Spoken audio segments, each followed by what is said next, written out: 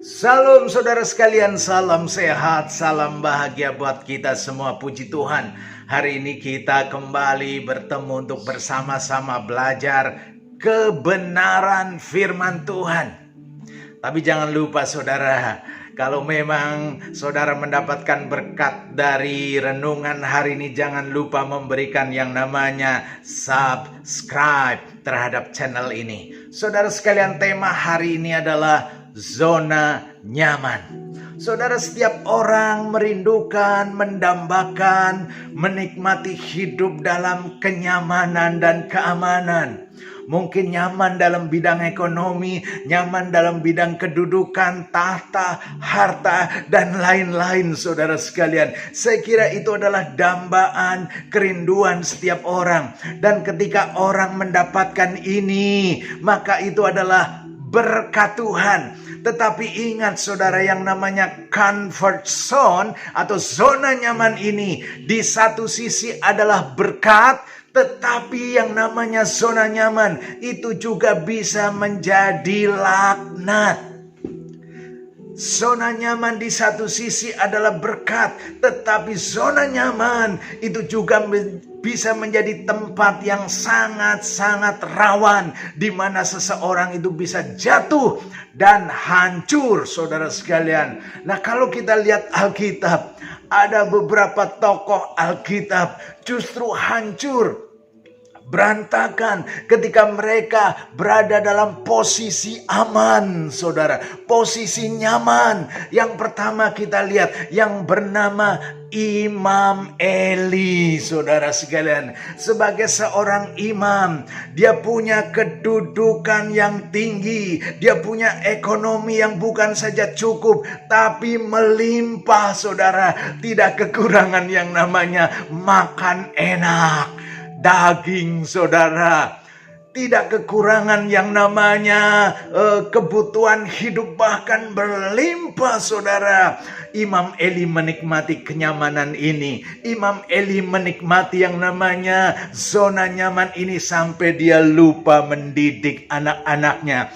Dia lupa melihat perkembangan, pertumbuhan mental, rohani anak-anaknya. Mungkin saking dia asik menikmati keamanan dan kenyamanan sebagai seorang pemimpin rohani, sebagai seorang imam di Israel, dia lupa mendidik anak-anaknya, saudara. Dan apa yang terjadi? Anak-anaknya jadi imam juga, tapi sayang, imam tapi sekaligus preman. Bukan preman pasar, saudara, bukan preman terminal, tapi anak-anak Imam Eli menjadi preman di dalam bait Allah.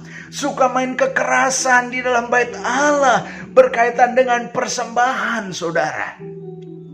Ini celaka bukan saja 12, mungkin celaka 13, 14 dan sebagainya.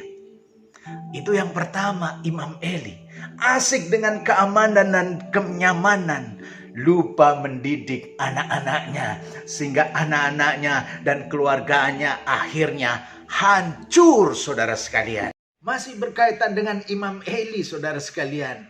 Dan kalau kita lihat Alkitab, Imam Eli juga tidak lagi memiliki kepekaan rohani dalam hidupnya.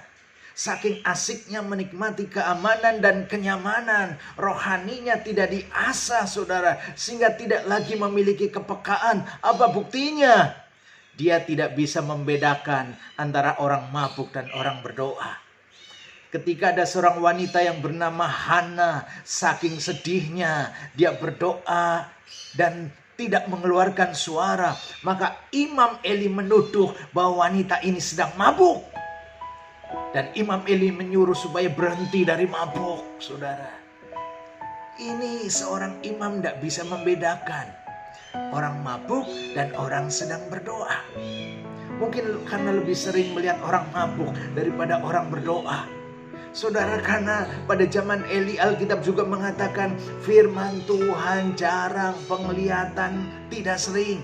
Kenapa dikatakan firman Tuhan jarang? Bukan Tuhan yang tidak mau berbicara, tapi umatnya, imamnya tidak mau menyediakan waktu untuk dengar suara Tuhan.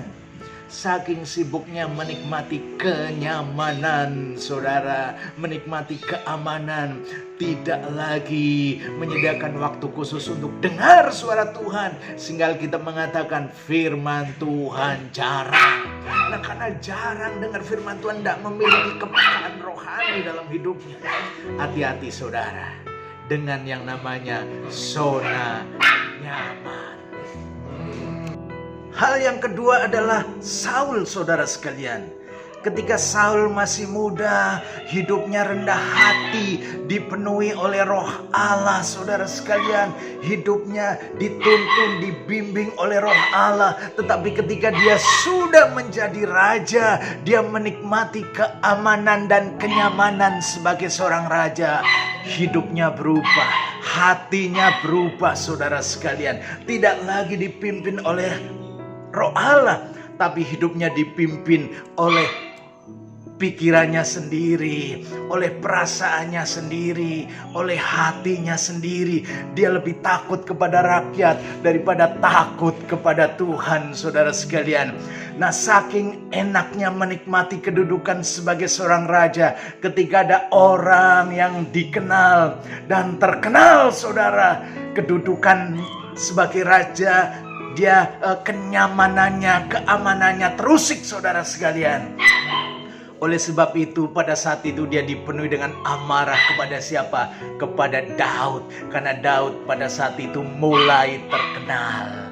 Dia iri terhadap Daud. Dia marah terhadap Daud. Berkali-kali dia mau membunuh Daud. Padahal Daud adalah menantunya sendiri.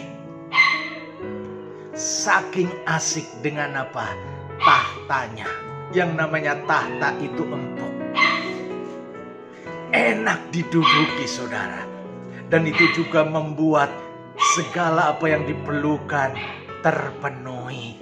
Nikmat duduk di tahta, sehingga ketika ada orang yang mengusik kedudukannya, dia tidak rela. Saudara sekalian yang dikasihi oleh Tuhan, itu tokoh yang kedua. Hati-hati dengan keamanan dan kenyamanan. Itu bisa menghancurkan hidupnya. Dan akhirnya apa, saudara sekalian? Saul memulai dari roh, mengakhiri dengan daging.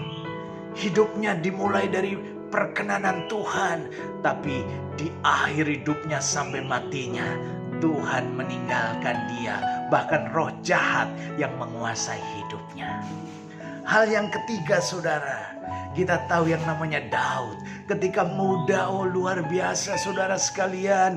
Dia orang yang begitu rendah hati, bergantung kepada Tuhan, selalu dekat dengan Tuhan, dalam pujian, dalam doa, dalam penyembahan. Melalui Daud lahir banyak sekali mazmur, saudara sekalian. Tapi ketika dia mulai jadi raja, dia bisa menjadi raja seluruh bangsa Israel. Dia punya segalanya. Dia menikmati yang namanya zona nyaman, saudara sekalian. Dan sebagai seorang raja sebenarnya dia masih punya tanggung jawab untuk apa? Untuk terus memperluas Israel, saudara, karena masih ada bangsa-bangsa yang perlu ditundukkan dan dikuasai. Tapi pada saat itu, saudara, ketika terjadi pergantian tahun, dia tidak mau berjuang lagi, dia nggak mau perang lagi. Dia nyuruh jenderalnya dan anak buahnya saja yang berperang. Dia mau menikmati yang namanya zona nyaman. Dia menikmati yang namanya keasikan, keamanan di dalam hidupnya. Dia lebih suka berbaring, tidur-tiduran, saudara. Dan pada saat itulah apa yang terjadi. Daud jatuh dalam dosa. Bukan saja dosa persinahan, percabulan, tapi dosa dalam pembunuhan. Dosa pembunuhan. Jadi secara hukum dia masuk dalam kriminal tingkat tinggi, saudara. Dosa persinahan, pembunuhan berencana, dan semuanya boleh dikatakan berhasil. Semua rekayasa yang dibuat Daud, saudara sekalian. Ingat, Daud jatuh justru ketika dia berada dalam apa? Zona nyaman.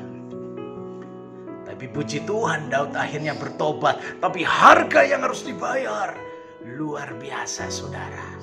keluarganya menjadi kacau balau, rumah tangganya menjadi kacau balau, cukup segalanya, tapi hati Daud hancur. Dalam usia tuanya, dia tetap menjadi pribadi yang berkenan di hadapan Tuhan, tapi hatinya penuh dengan penderitaan. Karena dengan matanya sendiri, dia melihat saudara kehancuran keluarganya dan anak-anaknya. Itu yang ketiga. Yang keempat, saudara sekalian, kita tahu yang bernama Salomo. Salomo menjadi jatuh dan menjadi hancur bukan pada saat dia muda, tapi justru pada saat dia sudah segalanya terpenuhi.